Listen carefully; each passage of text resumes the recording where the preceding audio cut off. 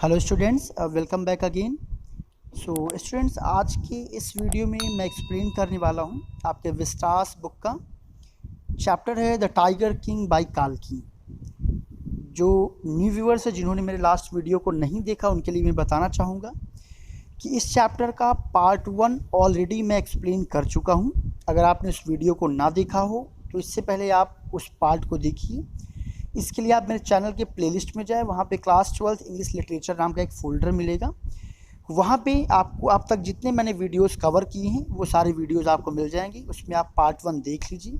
Part 1 अगर आपने नहीं देखा है तो अगर वीडियो का लिंक आपको ना मिले, ढूंढने में प्रॉब्लम हो, सर्च करने में कोई इशू है, तो आप कमेंट बॉक्स में मुझे कमेंट करिए कि आपको पार्ट 1 या किसी भी चैप्टर का लिंक चाहिए, तो मैं आपको कमेंट में प्रोवाइड कराऊँगा। और हाँ, जो मेरे रेगुलर व्यूवर्स हैं, जिन बच्चों ने ऑलरेडी मेरे पार्ट 1 को देखा हुआ है, तो आइए उनके लिए आज के इस चैप्टर को स्टार्ट करते हैं। सो देखिए, फिर जो क्राउन जंग होता है, जब वो स्टेटमेंट देता है कि जो टाइगर्स हैं, टाइगर्स को बोली वो क्या हो जाएं, अब तैयार हो जाएं, बच के रहें, सावधान रहें। यानी कि एक प्रकार से वो मैसेज देना चाहता था कि जो वहाँ के रॉयल जो प्रेडिक्टर्स थे, जिन्होंने क्या बोला कि टाइगर से उसकी लाइफ को खतरा है, तो उस राजा ने क्या बोला कि आप टाइगर्स को अब क्या कर होने दीजिए, सावधान रहने दीजिए। क्यों? क्योंकि मैं अब उनका दुश्मन बन के आऊँगा। ये कहानी तब की है जब वो केवल 10 दिन का हुआ था। आप लोग को मैंने पार्ट 1 में एक्सप्लेन किया। अब आइए आगे देखते हैं। So the crown prince Jung Bahadur grew taller and stronger day by day. तो जो क्राउन प्रिंस था, यानी कि जो राजकुमार था जंग बहादुर, वो दिन प्रतिदिन क्या होता गया, बड़ा और मजबूत होता गया। यानी डे बाय डे, सिंपली जैसे लोग ग्रू करते हैं वो भी बड़ा होता गया। No other miracle marked his childhood days apart from the event already described. और जो घटना जब वो 10 दिन का था, जो घटना भी पार्ट 1 में बताया गया था, उस घटना के बाद अभी तक उसके पूरे बचपन में कोई भी मिरेकल, कोई जादू जो है ऐसा नहीं देखा गया, सिवाय उस घटना के जिसको आपको ऑलरेडी बता दिया गया। The boy drank the milk of an English cow. वो जो बॉय थे, यानी वो जो राजकुमार थे, हमेशा एक इंग्लिश काऊ का जो है मिल्क पिया करते थे, उनको दिया जाता था। Was brought up by an English Naini. और जो इंग्लिश जो वर्कर्स होते थे उन्हीं के अंडर केयर में उसको क्या हुआ, वो बड़ा हो रहा था। And tutored in English by an English man. और उसे इंग्लिश में ट्यूटरिंग भी किया, यानी कि उसे शिक्षा दीक्षा उसकी इंग्लिश में ही एक इंग्लिश मैन के द्वारा दिया जा रहा था। सारा उसका वर्क इंग्लिश में ही हो रहा था। And saw nothing but English films. वो कुछ और नहीं देखता था, केवल क्या देखता था, इंग्लिश फिल्म्स, इंग्लिश मूवीज ही केवल देखता था। Exactly as the crown princes of all other Indian states did. बिल्कुल वैसे ही वो सारे काम करता था जैसे इंडियन स्टेट्स के जितने भी और स्टेट्स के राजकुमार थे, प्रिंसेस थे, जैसा वो किया करते थे वैसा उसके साथ भी होता था। यानी कि ओवरऑल वो इंग्लिश के माहौल में क्या हो रहा था, बड़ा हो रहा था। When he came of age at 20। जब वह 20 साल की उम्र में आया, यानी जब वह 20 साल का हुआ, the state which had been with the court of wards until then came into hands. और जब वह 20 साल का हुआ तो वह कोर्ट, यानी वो राजधानी, वो राज्य जो अभी तक वहाँ के वॉल्स यानी वहाँ के अधिकारियों के हाथों में था, अब क्या हुआ, अब उसके हाथों में आ गया। यानी कि अभी तक क्या था, जब तक वो बच्चा था तो वहाँ का जितना भी प्रशासन का कार्यभार था, वहाँ के वार्ड्स, वहाँ के जो अधिकारी थे, अभी तक मंत्रीगण थे, वो लोग संभाल रहे थे। लेकिन अब वो किसके हाथों में आ चुका था, अब वो उस राजकुमार के हाथों में आ चुका था। But everyone in the kingdom remembered the astrologers prediction. लेकिन किंगडम में, उस राज्य में सभी लोगों को क्या याद था, उन एस्ट्रोलॉजर्स का प्रेडिक्शन याद था कि इनके जीवन में किसका खतरा है, टाइगर्स का खतरा है, उनसे इनकी जान जा सकती है। Many continue to discuss the matter. बहुत से लोगों ने, जैसे राजगद्दी उन्होंने संभाला, बहुत से लोगों ने उस मैटर को डिस्कस करना भी स्टार्ट कर दिया। Slowly it came to the maharaja's ears. और धीरे धीरे करके वो बात किसके कानों में आ पड़ी, महाराजा के कानों में आ पड़ी। यानी कि उस बारे में महाराजा जो थे उनको भी उस बारे में बात चली कि राज्य में इस तरह की बातें चल रही हैं। There were innumerable forest in the Pratibandapuram state. Pratibandapuram में बहुत सारे क्या थे, जंगल थे। And they had tigers in them, और उन सभी जंगल्स में क्या थी, बहुत सारे टाइगर्स थे। The Maharaja new the old saying, जो महाराजा थे उनको जो पुरानी कहावत है वो याद थी, you may kill even a cow in self defence. क्या याद थी कहावत, कि यहाँ तक कि आप अपने सेल्फ डिफेंस के लिए, अपने खुद के बचाव के लिए आप गाय को भी मार सकते हैं। There could certainly be no objection to killing tiger in self defence. तब वो कहते हैं अगर हम सेल्फ डिफेंस के लिए काऊ को मार सकते हैं, तब तो अपने सेल्फ डिफेंस के लिए टाइगर्स को मारने में कोई भी दिक्कत, कोई भी समस्या नहीं है। The Maharaja started out on tigers Hunt. अब महाराजा ने क्या कर दिया, बाहर निकलना शुरू कर दिया, क्या करने के लिए, टाइगर हंट्स के लिए, टाइगरों का शिकार करने के लिए बाहर ही निकलना उन्होंने स्टार्ट कर दिया। The Maharaja was thrilled beyond major when he killed his first tiger. और वो महाराजा बहुत ही प्रसन्न थे, बियॉन्ड मेजर मतलब कि जितनी आप उम्मीद कर सकते हैं उससे भी कहीं ज़्यादा, यानी कि लिमिट से ज़्यादा वो क्या थे, बहुत ज़्यादा प्रसन्न थे। कब, जब उन्होंने अपने पहले टाइगर का शिकार कर लिया। He sent for the state astrologer, और उन्होंने क्या किया, उस टाइगर का जिसका उन्होंने शिकार किया उसको उन्होंने शिकार करने के बाद स्टेट के अपने जो एस्ट्रोलॉजर थे उनको जो है उनके पास उन्होंने भेज दिया। And showed him the dead beast, और उस मरे हुए जानवर को उन्होंने क्या किया, उस एस्ट्रोलॉजर को दिखाया। वॉट डू यू से नाउ, ही डिमांडेड, उन्होंने एक क्वेश्चन भी साथ में उनसे डिमांड किया कि आप बताइए, मैंने देखिए जिस टाइगर से आप मुझे खतरा बता रहे थे, देखिए उसी टाइगर से क्या हुआ, उसी टाइगर को मैंने मार दिया है, अब आप क्या कहेंगे। योर मैजेस्टी में किल 99 tigers in exactly the same manner. तब जो एस्ट्रोलॉजर थे उन्होंने कहा कि आपके जो मालिक हैं, आपके जो शहंशाह हैं, इसी तरीके से टोटल कितने टाइगर्स मार सकते हैं, 99 टाइगर्स मार सकते हैं। यानी उनके कहने का मतलब ये था कि 99 टाइगर्स मारने तक उनको कोई भी खतरा नहीं है। बट उसके बाद थोड़ा सा डैश डैश देखने लगे, वो थोड़ा सा चुप हो जाते हैं। द एस्ट्रोलॉजर्स ड्रॉल्ड, वो एस्ट्रोलॉजर थोड़ा सा ड्रॉल्ड होते हैं, परेशान होते हैं, आगे कहने पे चुप हो जाते हैं, उनके ऊपर प्रेशर बनाया जाता है। बट वॉट, आगे से क्वेश्चन पूछा जाता है, अरे क्या, फिर आगे क्या आप कहना चाहते हैं। स्पीक विदाउट फियर, अरे बिना डर के आपको जो कुछ भी बोलना है आप बिना डर के बोलिए। But you must be very careful with the 100th tiger. फिर उस एस्ट्रोलॉजर ने कहा कि ठीक है, लेकिन आपके राजा को, यानी कि आप लोगों को, जो आप 100वां शिकार करेंगे टाइगर का, उस समय आपको बहुत ही क्या रहना पड़ेगा, केयरफुल रहना पड़ेगा। यानी कि वहाँ पे एस्ट्रोलॉजर का मतलब ये था कि 99 टाइगर्स को मारने में उनको कोई रिस्क नहीं है, पर जैसे वो 100 कंप्लीट करने जाएंगे वहाँ पे उनके लाइफ को खतरा हो सकता है। तो हमने फर्स्ट पेज कवर कर लिया स्टूडेंट्स, चलते हैं नेक्स्ट पेज पे। So now we are on the second page. अब जब एस्ट्रोलॉजर ने ऐसा बोला तो आगे से क्वेश्चन आता है कि what if the 100th tiger were also killed. तो कहते हैं अरे आप बताओ, अगर मान लो कि अगर 100वां टाइगर भी मारा गया तो क्या होगा। तो एस्ट्रोलॉजर ने बोला कि then I will tear up all my books on astrology, set fire to them and dash dash dash. उन्होंने कहा कि अगर ऐसा हो गया तो जितने भी मेरे पास एस्ट्रोलॉजी की बुक है उन सारी किताबों को मैं फाड़ दूंगा, and set fire to them, और उनमें मैं आग लगा दूंगा। एंड फिर एंड यानी कि आगे वो कुछ और बोलना चाहते हैं, कहते हैं and I shall cut off my tuft, और मैं अपने टफ्ट यानी जो बालों की जो चीज़ें बेसिकली चुंदई बोला जाता है, मैं उनको भी क्या कर दूंगा, कट कर दूंगा। क्रॉप माई हेयर शॉर्ट्स, अपने हेयर्स को भी मैं कट करवा दूंगा। And become an insurance agent, और एक इंश्योरेंस एजेंट की तरह बन जाऊंगा, यानी कि भविष्य में कभी भी मैं एस्ट्रोलॉजी की बात नहीं करूंगा। The astrology finished on an incurrent note, और मेरी जो एस्ट्रोलॉजी है ये क्या हो जाएगी, मैं बंद कर दूंगा, इसको पे मैं दोबारा कभी भी बात नहीं करूंगा। सो स्टूडेंट्स अब चलते हैं आगे और देखते हैं कि आगे थर्ड पार्ट में क्या होता है ना। From that onwards it was celebration time for all the tigers inhabited in Pratibandhapuram. So from that day onwards, so उस दिन से इट वॉज सेलिब्रेशन टाइम, ये सेलिब्रेशन का टाइम होने लगा फॉर ऑल द टाइगर्स, उन सारे टाइगर्स के लिए, इनहैबिटिंग जो रहते थे यहाँ पे प्रतिबंधपुरम में।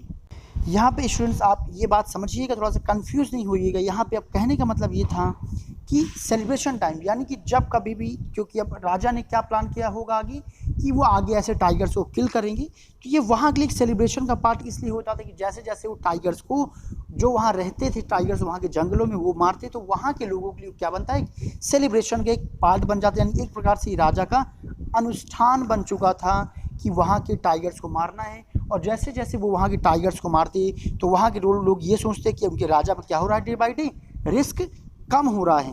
तो इस सेंस में यहाँ पे जो है राइटर ने ये सेंटेंस लिखा हुआ है। फिर देखिए आगे क्या हुआ, the state ban tiger hunting for anyone except the maharaja. इसके बाद वहाँ की स्टेट ने क्या कर दिया, टाइगर हंटिंग को बैन कर दिया कि टाइगर को नहीं मारा जाएगा, लेकिन किसके लिए, केवल राजा को छोड़कर सब के लिए बैन किया गया था। यानी वहाँ पे उस राज्य में अब टाइगर मारने का हक जो है केवल राजा को था। अगर कोई और मारा जाता, कोई और अगर टाइगर को मारेगा तो उसके ऊपर लीगल एक्शंस लेने के लिए नोटिस दी गई। तो आगे देखिए लिखा भी है कि आप proclamation was issued to the effect, और इस चीज़ को लाने के लिए घोषणा भी, इस नियम को प्रभाव में, इफेक्ट में लाने के लिए क्या की गई, एक प्रोक्लेमेशन किया गया, यानी कि एक उद्घोषणा की गई। क्या उद्घोषणा की गई कि that if anyone dare to flying so much as a stone at tiger, all his wealth and property would be confiscated। तो अब देखिए वहाँ पे अनाउंस क्या किया जाता है कि अगर राज्य में कोई भी क्या करता है, एनीवन डेयर्ड, कोई गुस्ताखी करता है, हिम्मत दिखाता है, to fling so much as a stone at tiger, किसी ने टाइगर पे मारने की बात छोड़िए, अगर कोई उन पर एक पत्थर भी फेंकने का या मारने का ज़रूरत करता है तो क्या होगा कि उनकी जितनी भी प्रॉपर्टी वो क्या कर ली जाएगी, वो राज्य में शामिल कर ली जाएगी, यानी कि उस पर राज्य का अधिकार हो जाएगा, उनसे छीन ली जाएगी। ठीक है। The Maharaja he would attend to all other matters only after killing the 100 tigers। और एस्ट्रोलॉजर की बात सुनने के बाद वहाँ की महाराजा ने क्या किया, शपथ लिया कि राज्य के जितने भी जो है डिसीजंस हैं, निर्णय हैं, जितना भी कार्य हैं, उन सभी को वो तभी जो है उस पर कार्य करेंगे जब तक वो क्या नहीं कर लेते हैं, 100 टाइगर्स मार नहीं लेते, यानी कि 100 टाइगर्स को मारने के बाद ही वो राज्य का कार्यभार संभालेंगे और वहाँ के सारे इश्यूज़ पे अपना वर्क करेंगे। यानी कि फिर से सारे वर्क को किसके ऊपर छोड़ दिया गया, वहाँ के जो भी वार्ड से कर्मचारी थी। Initially the king seemed well set to realise his ambition. Initially मतलब शुरू में जो राजा थे, वेल सेट मतलब बिल्कुल ही एक्साइटेड होना, उत्तेजित होना, बहुत अच्छा महसूस करना अपने एम्बिशन को लेकर के। तो अपने एम्बिशन, उनका एम्बिशन क्या था, 100 टाइगर्स को मारना। 100 टाइगर्स को मारने का जो उनका एम्बिशन था, उसको लेकर के स्टार्टिंग में तो वो क्या थे, बहुत ही ज़्यादा एक्साइटेड थे। Not that he faced no danger, there were times when the bullets missed its marks. Not that he face no danger, ऐसा नहीं कि उन्होंने जो है कोई डेंजर, जो कोई खतरा फेस नहीं किया। देयर वर टाइम्स, कई ऐसे अवसर भी आए, when the bullets missed it's mark, जब गोलियों ने क्या किया, अपने जो है, जो उनका जो गोल था उसको मिस किया, यानी कि जिस टाइगर को वो निशाना लगाना चाहते थे वो टाइगर्स मतलब क्या हुआ, उनका जो निशाना चूक गया। अभी होता क्या, ये देखिए सेंटेंस यहाँ पे क्यों लिखा गया, जब आप किसी टाइगर को मान लीजिए छुपके से मारने का प्लान कर रहे, आपने शूट किया, बट वो क्या हुआ, वो मिस हो गया, आपका निशाना सही जगह पे नहीं लगा। हो सकता है कि टाइगर वापस अटैक कर देता राजा के ऊपर और उनके लाइफ के लिए खतरा हो सकता था। तो इसीलिए यहाँ पे जो है ये हुआ कि उनके जब वो शिकार करने जाते तो कई बार उनके लिए या इतना आसान नहीं होता था, खतरा भी होता था। और क्या होता, जब टाइगर जो है पे निशाना ना लगता, वो चूक जाता, तो क्या होता, the tiger leaped upon him, tiger उनके ऊपर क्या करता, कूदता था हमला करने के लिए। And he fought the beast with his bare hands, और उन्हें अपने नंगे हाथ, यानी कि उनके हाथों में कोई भी तलवार वगैरह नहीं होती, तो उन्हें अपने नंगे हाथों से जो है क्या करना पड़ता है, उस बीस्ट से, जानवर से लड़ना पड़ता। And each time it was the Maharaja who on, और अच्छी बात ये हुआ करती थी कि हर बार, जितनी बार भी ऐसी फाइट्स हुई, जब निशाना चूका तो हर बार अंत में जीत किसकी हुई, राजा की हुई। यानी कि अगर भले निशाना चूक गया हो, लेकिन इसके बावजूद जब टाइगर क्या करता, उनके ऊपर अटैक करता, तो उसके बाद भी राजा उसको मार देते किसी ना किसी तरीके से। तो इस पेज का भी एक्सप्लेनेशन फिनिश हुआ स्टूडेंट्स। चलते हैं नेक्स्ट पेज पे। So students, now we are on the next page. And students, जिन्होंने भी अभी तक इस चैनल को सब्सक्राइब नहीं किया है, आप लोग सब्सक्राइब करके नोटिफिकेशन बिल को ऑन कर लीजिए, जिससे कि नेक्स्ट टाइम कोई भी वीडियो मैं अपलोड करूँ तो आपको डायरेक्टली मैसेज मिल जाए और कोई भी वीडियो आपकी मिस ना हो। सो देखिए, पहले तो उन्हें जो डेंजर था, खतरा था, किससे था? उन टाइगर्स के से था जिसके लिए वो शिकार पे जाया करते थे। कई बार होता क्या कि उनका निशाना चूक जाता और उनकी जान खतरे में आ जाती। ये तो खतरा था टाइगर से, बट आगे देखिए क्या होता है। At another time he was in danger of losing his stone. और एक बार उनके ऊपर एक खतरा और मंडराया, और वो खतरा ये था कि उनसे उनकी जो राजगद्दी थी वो छीनने खतरा मंडराया। आखिर कैसे मंडराया देखते हैं। A high ranking British officer visited Pratibandapuram. हुआ क्या कि ब्रिटिश के एक बहुत ही उच्च अधिकारी क्या हुए, एक बार वो प्रतिबंधपुरम विजिट करने के लिए आए। And he was very fond of hunting tigers. और वो टाइगर्स को का शिकार करने के बहुत ज़्यादा शौकीन थे। और मैंने आपको पहले ही बताया कि ऑलरेडी वहाँ पे टाइगर बैन था। अब चूँकि बाहर से ब्रिटिश वो भी एक अव्वल अधिकारी वहाँ पे आए थे, उन्हें आखिर कैसे मना किया जाए। आगे देखिए क्या है इस कहानी में कि and fonder of being photographed with tiger he had shot. और वो उससे भी कहीं ज़्यादा इस बात के शौकीन थे कि जब वो किसी टाइगर को मारते तो उसके साथ वो फ़ोटोज़ क्लिक कराते थे। सो एज़ यूजुअल हमेशा की तरह ही wish to hunt tiger in Pratibandhapuram. उनकी इच्छा हुई कि वो प्रतिबंधपुरम में भी टाइगर का शिकार करें। But the Maharaja was firm in his resolve. लेकिन जब महाराजा को इस बारे में बात पता चली तो उन्हें अपना उनका जो डिटर्मिनेशन था उस पर भी बिल्कुल प्रतिबद्ध थे। And he refuse permission. और जो ब्रिटिश अधिकारी थे जिन्होंने परमिशन मांगा वहाँ पे शिकार करने के लिए, उन्होंने क्या किया, उनका रिक्वेस्ट को रिफ्यूज़ कर दिया। राजा साहब ने मना कर दिया, उन्हें परमिशन नहीं दिया वहाँ पे शिकार करने के लिए। और उन्होंने क्या कहा, I can organise any other hunt, कि मैं आपके लिए किसी दूसरा शिकार मैं आपके लिए ऑर्गेनाइज कर सकता हूँ। You may go on a bore Hunt. ऐसा करिए आप किसी शुअर का शिकार, किसी जंगली शुअर का शिकार कर सकते हैं। या फिर you may conduct a mouse Hunt, या फिर आप किसी चूहे का शिकार कर सकते हैं। We are ready for a mosquito hunt. हम मॉस्किटो हंट के लिए भी तैयार हैं, यानी कि अगर आप मॉस्किटोज़ का शिकार करेंगे तब भी हमें कोई दिक्कत नहीं, उसके लिए भी हम तैयार हैं। But the tiger Hunt that is impossible. जहाँ तक टाइगर हंट की बात है ये असंभव है। The British officer's secretary sent word to the maharaja through the dewan that Durai himself did not have to kill the tiger. अब जो ब्रिटिश ऑफिसर के जो सेक्रेटरी थे उन्होंने एक स्टेटमेंट, एक नोटिस जो है क्या किया, महाराजा के पास भेजा थ्रू दीवान के माध्यम से। तो यहाँ पे देखिए एक वर्ड आया दुर्रे। दुर्रे एक्चुअली जो शासन काल जो ब्रिटिश अधिकारी थे उनको दुर्रे उस समय बुलाया जाता था, इसलिए यहाँ पे ये वर्ड दुर्रे यूज़ किया गया है। ठीक है। सो थ्रू द दीवान के माध्यम से उन्होंने एक नोटिस पहुँचाया राजा साहब के पास। क्या पहुँचाया कि जो दुर्रे हैं यानी जो अधिकारी साहब हैं वो खुद से शिकार नहीं करना चाहते हैं, किसका, टाइगर का। The maharaja could do the actual killing. Maharaja जो हैं वो क्या कर सकते हैं, वास्तव में अगर वो खुद टाइगर का शिकार करना चाहते तो वो शिकार कर सकते हैं। What was important to Durai was a photograph of himself holding the gun and standing over the tiger's carcass. तो वो कहते हैं कि जो सबसे महत्वपूर्ण बात दुरई के लिए ये है, यानी कि उन अधिकारी के लिए ये है कि वॉज अ फोटोग्राफ, वो एक फ़ोटोग्राफ लेना चाहते हैं ऑफ हिमसेल्फ, अपने आप की, होल्डिंग विथ अ गन, एक गन पकड़े हुए, and standing over the tiger's carcass. Carcass means होता है डेड बॉडी। टाइगर की जो डेड बॉडी जिसको राजा साहब मारेंगे उसके ऊपर अपना पैर रख करके गन के साथ फ़ोटो खिंचाना उन्हें ज़्यादा पसंद है, तो मेन केवल वो ये वर्क करना चाहते हैं। But the Maharaja would not agree even this proposal. और महाराजा यहाँ तक इस प्रपोजल से भी वो जो है एग्री नहीं हुई। If he relented now what would he do if other British officer turn up for the tiger sent. खैर, अब वो कहते हैं इफ़ रिलेंटेड नाउ, तो यहाँ पे राजा कहते हैं आप मान लीजिए उन्होंने, चूँकि ये जो अभी अधिकारी थे वो तो ठीक है, वो अगर मान लीजिए वो रिलेंट हो गए, वो मान गए कि उन्होंने शिकार करने का परमिशन या इस प्रपोजल का भी परमिशन नहीं दिया, लेकिन व्हाट वुड ही डू, वो क्या करेंगे, इफ़, यदि अदर ब्रिटिश ऑफिसर, जितने और भी ब्रिटिश ऑफिसर्स हैं वो वहाँ पर टाइगर हंट के लिए आ गए, तब राजा साहब क्या करेंगे, किस किस को मना करेंगे। उन्हें डर था कहीं ऐसा ना हो कि ब्रिटिश अधिकारी हमसे नाराज़ हो जाएं और हमारे ऊपर वो अटैक कर दे और मेरी राजगद्दी पे खतरा मंडराए। So because he prevented a British officer from fulfilling his desire. क्योंकि उन्होंने एक ब्रिटिश अधिकारी के इच्छा को फुलफिल करने में उन्होंने क्या किया, प्रिवेंट कर दिया, मना कर दिया है। The Maharaja stood in danger of losing his kingdom itself. अब राजा को के ऊपर खतरा मंडरा रहा था, उनके खुद की राजगद्दी कहीं उनसे लूज ना हो जाए, खतरे में ना जाए, उनसे चली ना जाए। अब आखिर क्या होगा? The Maharaja and Dewan held deliberation over this issues.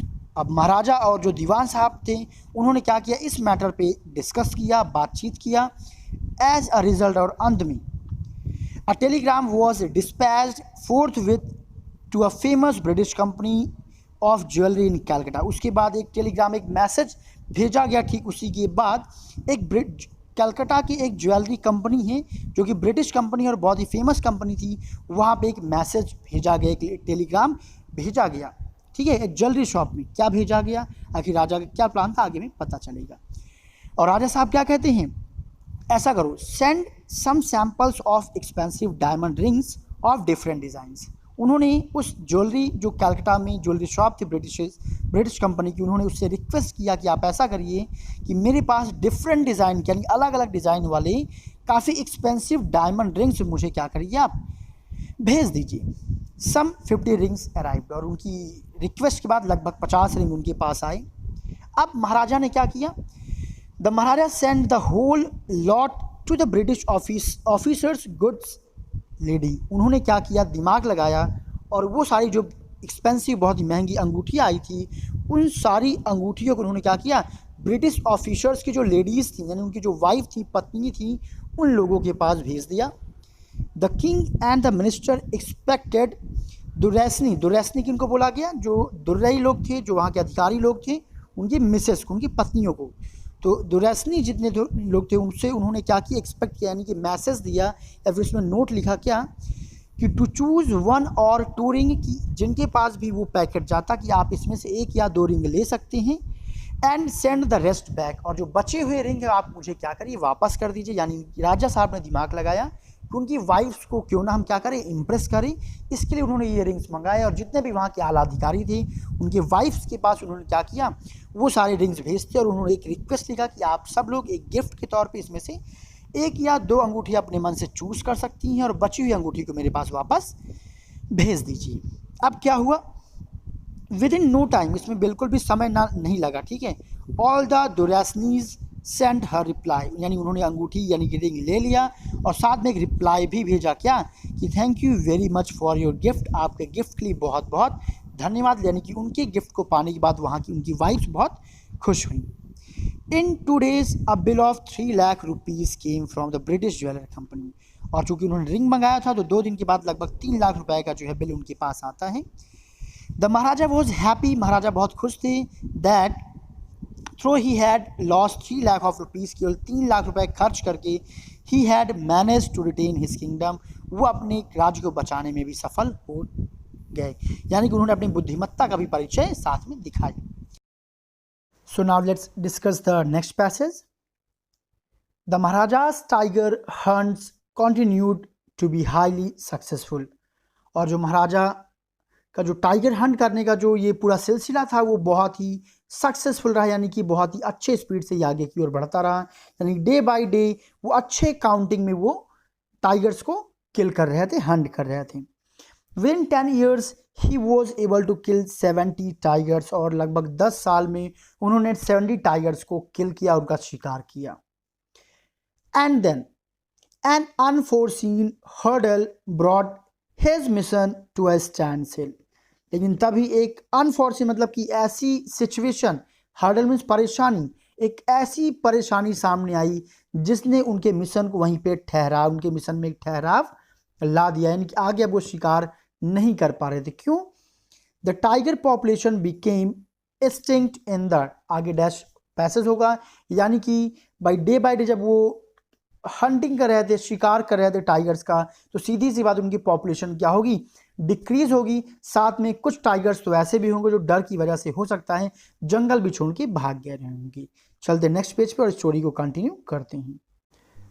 So now we are on the next page. So look, here is the same sentence, that forest of Pratibandapuram, यानी कि प्रतिबंधपुरम में जो है के जो फॉरेस्ट थे वहाँ पे अब टाइगर्स की संख्या डे बाय डे बिल्कुल भी कम हो गई थी या फिर वो विलुप्त हो चुके थे।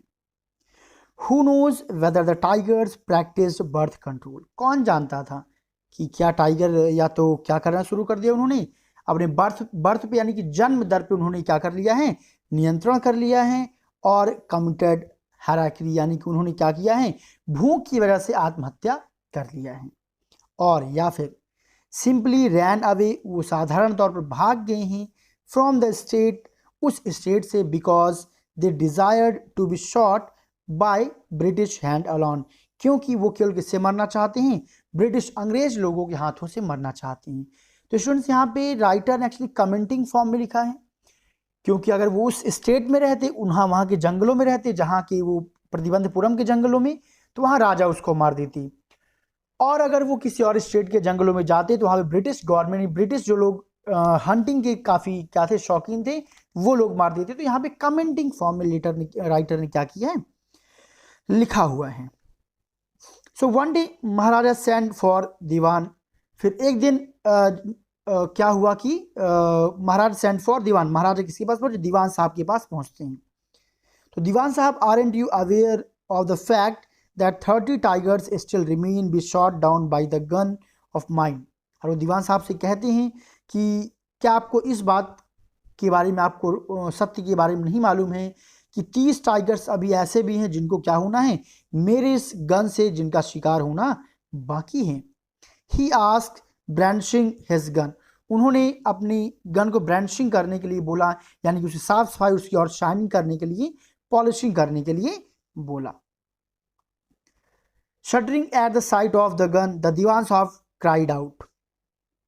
So स्टूडेंट्स यहाँ पे जो ये मीनिंग के अकॉर्डिंग यहाँ पे जो ब्रांचिंग है, ब्रांचिंग का मतलब यहाँ पे ये भी कह सकते हैं आप दिखाते हुए, ठीक है, क्योंकि उन्होंने क्या किया था, दीवान साहब के ऊपर गन दिखाते हुए क्या कहा कि अभी भी मेरे गन से जो है 30 टाइगर्स को मारना बाकी है। Shuttering at the site of gun, gun को देखकर कांपते हुए जो है दीवान साहब क्या करते हैं, चिल्लाते हुए बोलते हैं, यानी कि चिल्लाने के रोते हुए, यानी कि गिड़गिड़ाते हुए आप कह सकते हैं। कहते हैं your majesty I am not tiger, की हे राजा साहब, श्रीमान जी, मैं कोई टाइगर नहीं हूँ। क्यों? क्योंकि गन इस समय किसकी तरफ पॉइंट थी, दीवान साहब की तरफ थी। अब इस पे रिप्लाई क्या था, which idiot wit call you tiger, कौन सा बेवकूफ़ तुम्हें टाइगर बोलेगा। इस पे राजा साहब को उत्तर आता है, कहते no I am not a gun, तो कहते तब तो मैं बिल्कुल क्या नहीं हूँ, मैं कोई गन भी नहीं हूँ, मैं बंदूक भी नहीं हूँ। तो राजा साहब कहते हैं कि you are neither tiger nor gun, ना तो तुम गन हो और ना ही टाइगर हो। दीवान साहब, I am someone you here for a different purpose, मैंने आपको यहाँ पे किसी और पर्पस के लिए क्या किया है, बुलाया है। I have decided to get married, मैंने शादी करने का विचार किया है। The Diwan began to babble even more, your majesty I have 2 wifes already.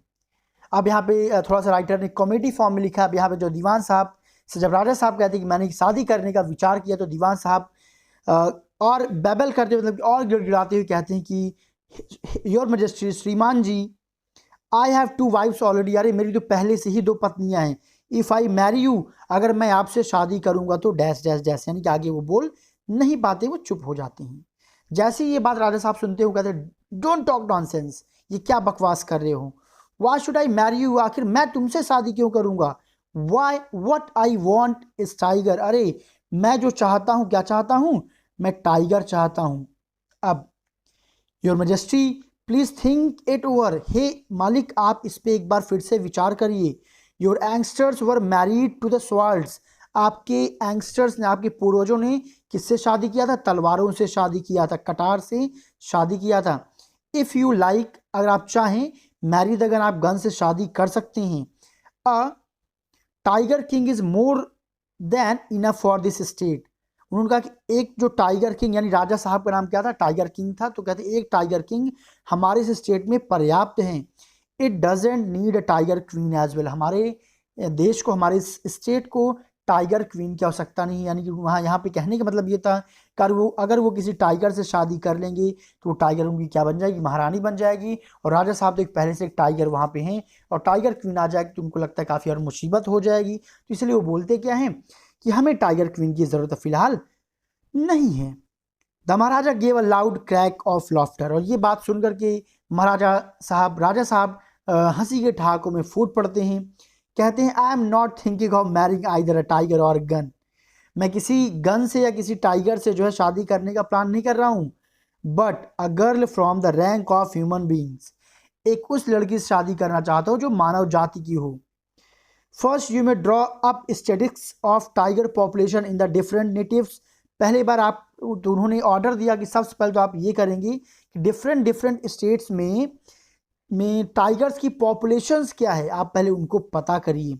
Next इसके बाद you may investigate if there is a girl I can marry in the royal family of state with a large population. और इसके बाद पता करिए क्या ऐसे किसी स्टेट में कोई ऐसी लड़की है ऐसे रॉयल फैमिली में जिससे मैं शादी कर सकूं। और वहाँ पे आपको क्या ध्यान देना है कि जिस भी लड़की से मैं शादी करूं उस स्टेट में क्या होना चाहिए, टाइगर्स की पॉपुलेशन काफ़ी ज़्यादा होनी चाहिए।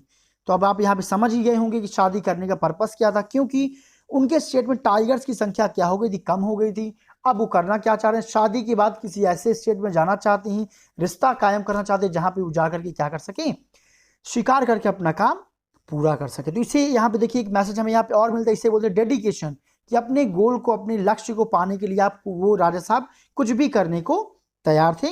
कई सारे उन्होंने हद घंटे अपनाए अपनी सक्सेस को पाने के लिए, अपने एम को कंप्लीट करने के लिए। द दीवान साहब फॉलोड हिज ऑर्डर। दीवान साहब ने उनके ऑर्डर को फॉलो किया। He found the right girl from the state which possessed a large number of tiger. उन्होंने एक ऐसी लड़की उनके लिए तलाश किया जिस स्टेट में काफ़ी ढेर सारे, काफ़ी तादाद में, काफ़ी बड़ी संख्या में टाइगर्स हों। Maharaja Jung Bahadur killed 5 or 6 tigers each time he visited his father in law.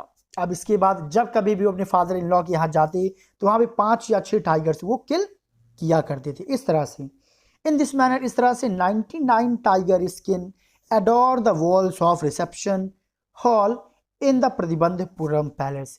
इस प्रकार से प्रतिबंधपुरम के महल में जो रिसेप्शन हॉल था वहाँ पे 99 यानी कि 99 टाइगर्स की स्किन जो है सजावट के तौर पे लगा दी गई थी। यानी कि राजा साहब ने अब तक, जब तक की कहानी चल रही है तब तक 99 टाइगर्स का शिकार कर चुके थे, यानी कि उनका गोल पूरा होने में अभी भी एक शिकार बाकी था। चलते हैं नेक्स्ट पेज पे और आगे स्टोरी को कंटिन्यू करते हैं। Either students let's do one thing, आज की क्लास को यहीं पे हम लोग ब्रेक करते हैं, क्योंकि इसके बाद आपका इस स्टोरी के अकॉर्डिंग पार्ट नंबर 5 है, उसमें आगे की स्टोरी कंटिन्यू करेंगे तो थोड़ा सा लंबी हो जाएगी क्लास आज आपकी। तो इस क्लास को यहीं पे ब्रेक करते हैं और हम लोग मिलते हैं अपने नेक्स्ट वीडियो यानी कि लास्ट पार्ट के साथ। और उस पार्ट में मैं इस चैप्टर को फिनिश भी करूँगा। एंड आई विश अभी तक आप लोगों को ये सारी वीडियो समझ में आई होगी। And again I will say उन लोगों के लिए जिन्होंने अभी फ्लेमिंगो बुक के मेरे लेसन्स को नहीं देखा है, अब तक जितने भी चैप्टर्स मैं वहाँ पे कवर कर चुका हूँ वो सारे चैप्टर्स आप देखने के लिए मेरे चैनल के प्लेलिस्ट पे जाइए। इंग्लिश लिटरेचर क्लास 12 के नाम से वहाँ पे आपको एक फोल्डर मिल जाएगा और वहाँ पे फ्लेमिंगो के लगभग 6 चैप्टर्स यानी कि 3 चैप्टर्स स्टोरी सेक्शन और 3 पोएम मैं कवर कर चुका हूँ। उन सभी को आप देख लीजिए अगर आपने ना देखा हो। And very soon I will provide you notes of all these chapters as well. So thank you so much everyone, see you soon.